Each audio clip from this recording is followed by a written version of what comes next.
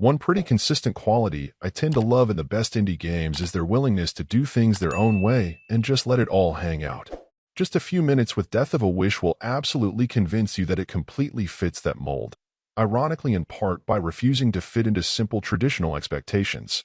With an unusual art style that's reminiscent of colored chalk line art on a blackboard, a combat style that almost feels like a beat-em-up at times, and a plethora of collective options to customize your character and give yourself maximum ability to look and feel stylish in battle, it just screams for your attention pretty well out of the gate.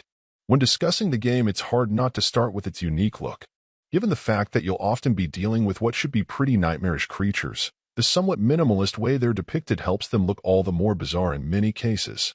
Without the abundance of detail and definition, your mind is left to fill in the blanks a bit, and at least in my mind this works.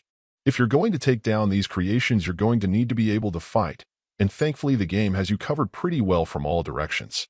The combos and abilities you'll start out with are good enough, backed up by a parry that I found to be wonderfully effective when being quite aggressive with your enemies. But it's once you begin unlocking different fighting styles and enhancements that everything will open up further. Not only can you then settle in with the two you feel most comfortable with, being able to switch between them on the fly for devastating effect sometimes, but the game will also reward you with higher scores for changing things up. Though I'll admit I'm not sure to what ultimate end either. In terms of what left me a bit more indifferent, I will say that the minimalist art style can be a bit of a liability when the fighting gets pretty intense. Ultimately, it gets to be a mess of lines and colors, and you'll really need to feel the fight more than see it clearly. But I also won't say that I typically felt the combat was unfair either.